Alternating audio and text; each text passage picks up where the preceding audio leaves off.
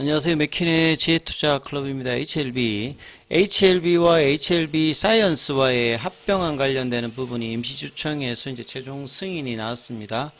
자, 200억 베팅한 영국의 LMR 투자 조건 관련된 2대1 기사 한번 살펴봐 드리고요. 오늘 주가는 이제 강보합세인 59,900원의 정규장에서 마감이 되었습니다. 내용 한번 살펴보겠습니다. 먼저 차트 흐름을 보시게 되면요. 지난주 이제 목요일, 금요일 날 연봉 맞아서 제가 이제 46,500원 지지 라인까지 이제 다시 확인하는 구간에 들어갔다. 얼마나 빠르게 이제 52,000원권을 확보하느냐가 굉장히 중요하다고 말씀을 좀 드렸는데요. 이번 주 들어서는 이제 월요일부터 일단 반등세가 나오면서 어제 몸통 중심의 양봉이 나왔고, 그래서 이제 화요일하고 지난주 금요일에 연봉의 시가 라인이죠. 49,800원. 55,500원대는 일단은 회복을 했습니다. 어제 양봉이 나오면서. 그리고 이제 피보나치 라인의 이제 중심 라인권 해당되는 이 52,000원 회복을 양봉으로 거래를 실어서 해주게 되면 다시 이제 6만원대 돌파 라인을 만들 수 있는 베이스 캠프를 만들거든요. 그래서 5일선 지지를 보여주면서 오늘 같은 경우에도 분봉을 흐름을 보게 되면 아침에는 이제 갭다운해서 장중에 51,600원 그리고 오장에 다시 이제 아침 고가를 넘어서려는 오늘 이제 수능이 있는 날이라서 10시부터 이제 개장을 했죠. 그리고 이제 4시 반까지 이제 하는 가운데 오장에는 이제 거래량이 줄면서 정규장에서는 3시 반에 51,900원에 마무리가 되었고요. 그 다음에 이제 지금 애프터 마켓에서는 소폭의 이제 등락을 보면서 56,600원권 정도 유지해주고 있고, 어제 수급상에서는 프로그램에 오랜만에 이제 외국계와 더불어서 매수했는데 오늘은 다시 일단 프로그램과 외국계 기관들 매도세 흐름이 나왔고, 창구 쪽으로 보시게 되면 메리츠가 오늘 가장 매도를 크게 했습니다. 그리고 JP모건 쪽에서는 계속 이제 매도를 했고, 어제 이제 매수 1위였던 신한이 오늘 소폭 매도로 바뀌었고, 한국투자증권은 어제에서 오늘도 매수, 그 다음에 NH투자증권이 어제 이제 매도에서 매수로 바뀌었고, 삼성도, 그래서 이제 이 창구들이 계속 이제 혼조세 흐름을 보이면서 강한 어떤 거래량이 터지면서 공매도의 커버링을 유도하는 물량은 없습니다만, 그럼에도 불구하고 계속 이제 그 중요한 위치에서는 일단은 유지를 해주고 있는 어떤 상황이라는 게 그나마 일단 견조한 모습을 보이고 있죠. 나머지 이제 바이오주들이 어제도 굉장히 강했던 ABL 바이오가 그 시간에까지 포함 다시 또 상한가를 들어가는 모습을 보이면서 계속 이제 플랫폼 업체라든지 비만 치료제 기대감이 있는 셀트리온도 이제 돌파가 나왔는데 HLB도 결국 이 6만원대 돌파가 나와야 이제 상승 추세의 급격한 모습을 거래량 유입가 볼 수 있는데 그 부분들은 결국 이제 12월 달과 1월 달로 예정되어 있는 이 항서제약 중심의 리서브션 관련되는 부분들이 언제 이제 기사로 나오느냐, 이 부분들이 일단 가장 중요하고, 이런 어떤 기사의 기대감을 반영하려고 하면 주가가 안 밀려야 됩니다. 그래서 지금 위치에서는 밀리지 않든지 가버리든지 이 두 가지와 이 공매도 간의 이제 수급 싸움이 지속적으로 보이는데, 그래도 46,500원이 아니라 5만원대 초반에서 이 부분을 한다고 하는 것은 좀 전향적인 어떤 흐름을 보여주고 있다, 이렇게 좀 봐야 되는 어떤 상황이겠죠. 자, 그래서 기사 관련되는 부분을 보면 오늘 HLB와 사이언스의 합병 관련되는 부분이 최종 승인되었고, 당초 이제 주식 매수 청구권을 뭐 사이언스가 아무리 하더라도 규모가 그렇게 크지 않기 때문에 다 일단 받겠다라고 했기 때문에 합병 관련되는 부분은 특별히 이제 문제가 없는 상황이었습니다. 그래서 임시주총에서 승인이 되었다. 그래서 통합 HLB가 12월 31일에 출범합니다. 그리고 이제 13일 사이언스가 이제 임시주총에서 최종 가결이 되었는데, 발행 주식 수의 71% 정도 참석했고, 참석 주주 중에서는 99%로 찬성률이 나와서 이제 소규모 합병 관련되는 부분들, 이번에 이제 주식 매수 청구권이 보통 얼마까지 뭐 이런 한계가 있는데요. 상한선 등 해지 조건이 설정되지 않기 때문에 합병 절차는 이제 예정된 일정대로 이제 마무리된다라고 말씀을 드렸겠죠. 아무리 많이 나와도 다 일단 받아주겠다고 했기 때문에.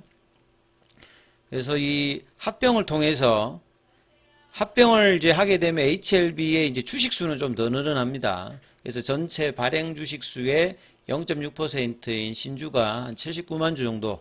이 부분들은 이제 오버행 이슈가 좀 있겠죠. 그럼에도 불구하고 이제 양사의 신약 개발 역량이라든지 연구 인프라가 통합되기 때문에 효율성은 합병을 통해서 높아진다. 이렇게 봐야 되겠습니다. 그래서 기존의 HLB가 항암제 중심의 어떤 파이프라인이었다면 사이언스가 들어오면서 뭐 펩타이드 중심의 이제 신약 개발사니까 그걸 가지고 폐혈증이라든지 뭐 대사질환, 면역질환까지 확장하기 때문에 장기적인 이제 가치 어떤 정대 그리고 지금 진행되고 있는 폐혈증 및 이제 그라몬성 슈퍼박테리아 감염증 DDS052P 관련되는 부분들도 연내에 차기 임상 IND 제출할 계획이거든요. 그리고 어느 정도 이제 결과가 나오게 되면 여기는 이전부터 이제 라이센스 아웃 이야기를 계속 많았기 때문에 이런 부분에 어떤 기대감이 있고요. 회사의 이제 백윤기 대표이사 같은 경우에는 HLB 그룹의 연구개발 체계를 전략적으로 재편하고 역량을 고도하기 때문에 신약개발 경쟁력을 강한 어떤 전환점으로 이번 이제 합병 관련된 부분을 평가하고 있습니다. 그래서 주가가 이제 이런 부분을 반영하기 위해서는 리보세라니까 캄넬리주맙의 간암 관련된 승인만 된다면 지금 확장하고 있는 파이프라인이라든지 이런 포텐셜이 주가에도 이제 중기적으로 반영할 수 있는 어떤 구조는 계속 만들고 있죠. 자, 그리고 오늘은 사실 LMR 관련되는 부분의 납입일이거든요. 13일에 이제 300억 관련되는 부분들이 이제 공시가 언제 나오느냐. 이제 이 부분들을 좀 봐야 되는 상황인데 오늘은 지금 현재 보면 공시란에 이 부분은 나오고는 있잖아요. 공시 관련해서 지금 납입 관련되는 부분이 되었는지 아니면 뭐 기사가 나오든지 이런 부분들이 일단 확인은 안 되고 있습니다. 그래서 내일이나 이 부분에 대해서 이제 언급이 된다라고 하면 뭐 당연히 호재로 반영할 수 있는 부분이고요. LMR 관련되는 투자 조건 이야기가 나오면서 주가가 이제 한 6만원 부분 돌파 시도하다가 에스코로라든지 그 다음에 이제 금리 조건이라든지 보통 이제 헤지펀드가 그냥 돈을 주는 건 아니기 때문에 자금 유입이라고 하는 부분에 분명히 이제 장점이 있는데 이 부분들이 좀 지속이 되지 못하는 좀 아쉬움을 또 주가 측면에서는 보였죠. 영국계 글로벌 자산은 그냥 헤지펀드라고 보시면 될 것 같고요. 규모가 그렇게 크지는 않습니다. 근데 규모가 크지 않음에도 불구하고 2천억대의 어떤 투자 규모는 이 전체 이제 LMR AOUM 기준으로 본다라고 하면 작은 편은 아니거든요. 그만큼 가능성에 배팅한 어떤 구조라고 하는 것이 좀 더 긍정적으로 봐야 되는 부분이고요. 두 번째 재성이 신뢰 확보. 요 셀트리온 이야기를 뭐 저도 많이 해드렸는데 기사도 이제 많이 났어요. 2009년도, 2010년도에 램시마 관련되는 부분은 이제 개발 자금이 좀 힘들 때 테마색뿐만 아니라 JP모건 뭐 이런 데 쪽에서도 2010년도 같으면 이제 바이오시밀러가 아직 그 허가가 나오기 전이었는데 이런 부분들을 선제적으로 이제 테마색이나 JP모건에서는 이제 전망을 하면서 이제 투자를 했고 2019년도 이전까지 이제 기초한 것보다는 뭐 10배 이상의 성과를 셀트리온에서 거둔 어떤 사례가 있는 거죠. 그래서 영국 런던에 그 본사를 둔 홍콩 쪽에서 이제 브런치가 있고 2천억대 규모라고 하는 부분들은 이 17조 정도의 그 수준이라고 보면 2천억 정도 투자한 것은 적은 규모가 아니다. 보통 이제 큰 데 같은 경우는 뭐 100조도 넘고 뭐 200조도 넘고 한데 뭐 17조 정도 수준이니까 그만큼 이제 성공 가능성을 나름 있게 보고 이제 전략적 투자를 좀 한 거고요. 풋옵션 관련되는 부분들도 보통 이제 3년인데 5년 정도였고 그리고 전체에서 그래도 300억은 현금 유입이 바로 되고 나머지 부분들은 에스코로 하는 거잖아요.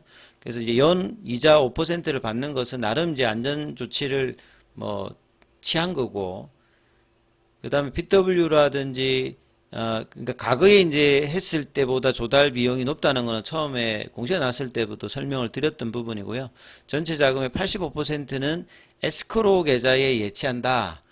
이런 부분들도 특이한 사항은 아니고 보통 이제 BW나 CB 쪽에 이제 큰 규모로 투자할 때는 에스크로 관련되는 부분을 많이 설정합니다. 특히나 이제 자금의 목적성을 분명히 하기 위한 어떤 부분들이니까 지금 이제 엘레바 쪽에서 진행하는 신약 개발이라든지 상업화 관련되는 부분에 맞으면 자금을 할 수 있으니까 결국 이제 가남이라든지 기타 이제 리라프라틱 관련되는 부분에서 이 부분들이 뭐 해당이 되는 거겠죠. 그리고 FD 승이든 가치가 상승해서 주가가 이제 급등하게 되면 HLB 입장에서는 LMR 쪽에 주식 전환을 요구할 수 있기 때문에 지금 나가는 만약에 이런 이자 비용이라든지 이게 주가 급등해서 올라가게 되면 이제 콜옵션 관련되는 부분으로 이제 전환 비율에 따라서 할 수 있는 요구권이 있기 때문에 장단점이 분명히 있는 겁니다. 그래서 너무 이제 단점으로 그 기사가 나오면서 주가가 올라가다가 좀 조정을 보였습니다만 이런 부분들 서로 윈윈하는 어떤 구조다 이렇게 봐야 되겠죠. 헤지펀드의 이런 이제 2천억대 이상의 자금 조달한 이 부분들은 분명히 이 신약 개발의 잠재력을 해외 시장에서 인정받은 이 부분들은 뭐 폄하되면 안 되는 거죠. 자금 조달 가지고 엘레바에 투입해서 리보세라뿐만 아니라 내년도에 이제 ND 신청하고 있는 리라프라틴 관련되는 부분의 임상 개발과 글로벌 상업화. 최근에 항상 HLB의 유상증자나 뭐 자금 조달 가면 이걸 가지고 M&A로 많이 써서 이제 주주들의 어떤 그 성토가 좀 있는 부분이 분명히 있거든요. 그래서 이제 이런 부분들이 좀 더 이제 명확하게 될 수 있는 부분들은 장점이다. 이렇게 봐야 되겠죠. 결국 이제 조만간에 리서브미션 이후에 억셉턴스 레터를 받게 되면 연내 재신청해서 한 달 이내에 이제 포드파 골데이터가 나오는 억셉턴스 레터를 통해서 클래스 1이냐 2를 통해서 최종 이제 일정들이 잡히게 되고 클래스 2로 지금 생각을 한다면 내년 상반기 정도에는 최종적인 결과가 나올 수 있다. 이렇게 봐야 되는 부분입니다. 그리고 이제 HLB 외에 항서제약 같은 경우는 최근에 가격 조정 이후에 반등을 이제 거래량은 좀 제한 상태에서 오늘 한 2%, 홍콩 시장에서도 한 1% 반등은 나왔습니다만 오늘 좀 홍콩 쪽에서는 거래가 좀 나왔던 부분이 있습니다. 그리고 공매도 쪽에서는 전체 거래량은 100만 주였고 어제부터 한 자리 숫자로 내려갔어요. 공매도의 어떤 압박이 이제 지난주보다 그다음 주 초까지 좀 했던 부분들이 좀 완화되는 어떤 수급 흐름을 보였고 순보유 잔고는 11일 기준으로 화요일 기준으로 715만 주. 최근에 이제 재료가 나왔음에도 공매도 압박이 굉장히 거세게 있었다고 했잖아요. 그러니까 이 부분들이 아직 완화가 되기 위해서는 이제 대차 거래에서 상한이 훨씬 더 많이 나야 되는데 어제 오늘은 좀 더 많았어요. 그래서 이 부분들이 지속될 수 있는 양봉 출현이 굉장히 중요한 부분이다. 이렇게 봐야 되겠죠. 자, 장중에는 무료 텔레그램방이 운영되고 있습니다. 링크되어 있는 부분 참조해 주시고 입장 문의는 문자 남겨주시면 안내해 드리고 있습니다. 계열 종목에 관련되는 부분은 이어지는 영상에 살펴봐 드립니다.